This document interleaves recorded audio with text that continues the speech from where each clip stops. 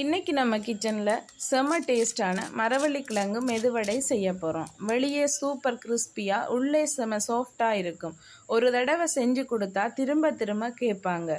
இந்த சீக்ரெட் ரெசிபியை மிஸ் பண்ணாமல் பாருங்கள். வீடியோவை முழுசாக பாருங்கள். லைக், ஷேர், சப்ஸ்கிரைப் செய்ய மறக்காதீங்க. வாங்க வீடியோக்குள்ளே போகலாம். இந்த மரவள்ளி கிழங்கு வடை செய்கிறதுக்கு பாருங்கள், நான் ஒரு 500 கிராம் மரவள்ளி கிழங்கு எடுத்திருக்கிறேன். ஃப்ரெஷ்ஷான மரவள்ளி கிழங்கா பார்த்து வேண்டுங்க. அப்போதான் உங்களுக்கு நல்ல டேஸ்டாகவும் இருக்கும். மரவள்ளி கிழங்கு நல்லா அவிஞ்சு வரும். இதே மாதிரி துண்டு துண்டா ஃபர்ஸ்ட்டுக்கு கட் பண்ணி எடுங்க. இனி இந்த மரவள்ளி கிழங்குட துண்டு துண்டா கட் பண்ணிட்டு அதை தோலை சீவி எடுக்கணும். ஒரு பவுல்ல கொஞ்சமா தண்ணி எடுத்துட்டு இந்த சீவின மரவள்ளி கிழங்க ஒரு சின்ன சின்ன துண்டுகளா கட் பண்ணி அந்த தண்ணியில சேர்த்துக்கொள்ளுங்க. இதே மாதிரி எல்லா மரவள்ளி கிழங்கையும் துண்டு துண்டா கட் பண்ணி எடுத்துக்கொள்ளுங்க. இதை நல்லா கழுவி எடுக்கணும். மண் இல்லாமல் நல்லா கழுவி எடுங்க. இனி ஒரு சட்டி ஒன்று எடுத்துட்டு அதில் நல்லா 2-3 தண்ணியில் நான் கழுவி இந்த மரவள்ளி கிழங்க சேர்த்துக்கொள்கிறேன். இதை நாங்கள் வேக வச்சு தான் எடுக்க போகிறோம். வேக வச்சு தான் இந்த வடை சுட்டு எடுக்க போகிறோம். அதனால் ஃபர்ஸ்ட்டுக்கு அவிய விட்டு எடுப்போம். இந்த மரவள்ளி கிழங்கு முழுகிற அளவுக்கு தண்ணி விட்டால் காணும். நிறைய சேர்க்க தேவையில்லை. நிறைய சேர்த்தா நீர் பிடிச்சு அந்த கரைஞ்ச மாதிரி போயிடும். அதனால கொஞ்சமாக அந்த மரவள்ளி கிழங்கு முழுகிற அளவுக்கு தண்ணி சேர்த்துட்டு பாருங்க, இந்த அளவு விட்டால் காணும். இது நான் உப்பு சேர்க்காம தான் அவிய விட போகிறேன். கொஞ்சமாக மஞ்சத்தூள் சேர்த்துட்டு மிக்ஸ் பண்ணி விட்டுட்டு அதை அப்படியே நான் அவிச்செடுக்க போகிறேன். அதே மாதிரி இன்னொரு சின்ன பவுலில் நான் ஒரு 2 பெரிய வெங்காயம் எடுத்துருக்கிறேன், மீடியம் சைஸ். அதே மாதிரி ஒரு கொத்து கருவேப்பிலை எடுத்துருக்கிறேன். அதை குட்டி குட்டியாக கட் பண்ணி எடுப்போம். அதே மாதிரி 2 பச்சை மிளகாய் எடுத்துருக்கிறேன். அதையும் குட்டி குட்டியாக கட் பண்ணி எடுப்போம். வெங்காயமும் எவ்வளோ சின்னனாக கட் பண்ணிடலுமோ அந்தளவு குட்டி குட்டியாக கட் பண்ணி எடுத்துக்கொள்ளுங்க. இதே மாதிரியே இந்த எல்லா வெங்காயத்தையும் கட் பண்ணி எடுங்க. ஓகே, பாருங்கள், நான் வெங்காயம், பச்சை மிளகாய், கருவேப்பிலை எல்லாம் குட்டி குட்டியாக கட் பண்ணிட்டேன். இனி பாருங்கள், வேக வச்ச மரவள்ளி கிழங்கையும் நான் உங்களுக்கு பாருங்கள் நல்லா அவிச்சு எடுத்துகிட்டு வந்துட்டேன். இது நாங்கள் மேஷர் வச்சு மேஷ் பண்ணணும். பாருங்கள், இப்படி இந்த அளவு பக்குவத்துக்கு நல்லா அவிச்சு எடுத்துட்டு தண்ணி இல்லாமல் வடித்து எடுத்துக்கொள்ளுங்க. மேஷரால் நல்லா மேஷ் பண்ணுங்க.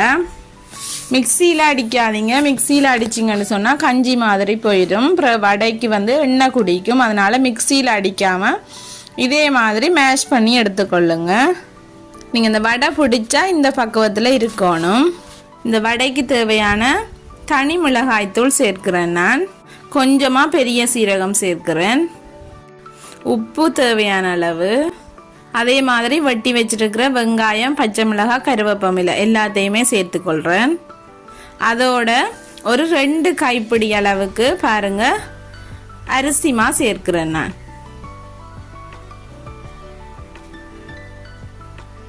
சேர்த்துட்டு இந்த மாவை மரவள்ளி கிழங்கும் மாவும் நல்லா மிக்ஸ் ஆகி வடமா பக்குவத்துக்கு வரணும். அந்த அளவுக்கு நல்லா குழச்சி விடுங்க. பாருங்க, இதே மாதிரி நல்லா குழச்சி எடுக்கணும். தண்ணி தேவையண்டா சாடையாக தெளித்து தெளித்து சேர்த்துக்கொள்ளுங்க.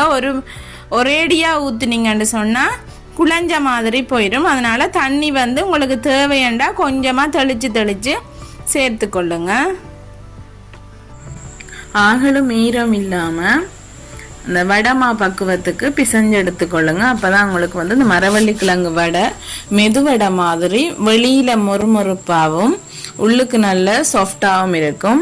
இனி பார்த்தீங்கன்னு சொன்னால் ஒரு சட்டி அடுப்பில் வச்சுட்டு எண்ணெய் நல்லா காஞ்சி முடிய கையில் கொஞ்சமாக எண்ணெய் தடவிட்டு மாவெடுத்து இதே மாதிரி நடுவில் ஒரு ஓட்டை போட்டுட்டு மெதுவடை மாதிரியே போட்டு எடுத்தீங்கன்னு சொன்னால் நல்ல கிறிஸ்பியாக வரும். உள்ளுக்கு நல்லா சாஃப்டாக வெந்து வரும்.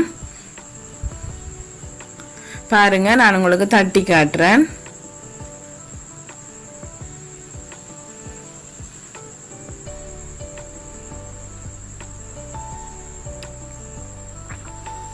இதே மாதிரி எல்லா மாவையுமே கையில் கொஞ்சமாக எண்ணெய் தடவிட்டு சுட்டு எடுத்துக்கொள்ளுங்க.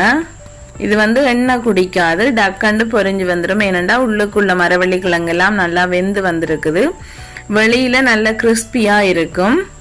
நிறைய நேரம் எடுக்காது, டக்கண்டு வெந்து வந்துடும்.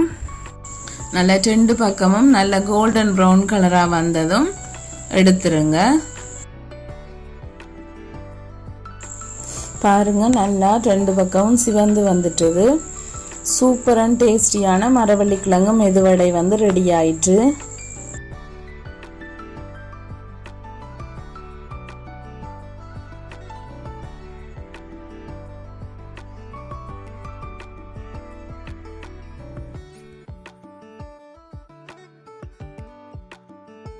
பாருங்க நான் வந்து இந்த வடையை வந்து இப்படி தட்டி காட்டுறேன். நல்ல மொறுமொறுப்பா நல்ல கிறிஸ்பியா இருக்குது. கண்டிப்பா ட்ரை பண்ணி பாருங்க. நான் பாருங்க உடைச்சு காட்டுறேன். உள்ளுக்கு நல்ல சாஃப்டா இருக்கு, சுடுது பாருங்க. இப்படி நல்ல கிறிஸ்பியா உள்ளுக்கு நல்லா வெந்து வந்திருக்குது. சூப்பர் அண்ட் டேஸ்டியான மரவள்ளி கிழங்கு வடை ரெடி ஆயிட்டு. கண்டிப்பா ட்ரை பண்ணி பாருங்க. எல்லாருமே மரவள்ளி கிழங்குன்றோன்னு உண்டு அவிச்சு சாப்பிடுவீங்க, அப்படி இல்லாட்டி கறி வச்சு சாப்பிடுவீங்க. இதே மாதிரி ஒரு நாளைக்கு ட்ரை பண்ணி பாருங்க. ரொம்பவே ஹெல்த்தியான ஆரோக்கியமான ஒரு ரெசிபி. எண்ணெய் குடிக்காத மரவள்ளி கிழங்கு மெதுவடை வந்து ரெடி ஆயிட்டு. ஓகே, இந்த வீடியோ பிடிச்சிருந்தா லைக் பண்ணுங்க, கமெண்ட் பண்ணுங்க, ஷேர் பண்ணுங்க. மறக்காம ரெச்சு கிச்சனை சப்ஸ்கிரைப் பண்ணிக்கொள்ளுங்க. தேங்க்யூ. நெக்ஸ்ட் வீடியோவில் சந்திப்போம்.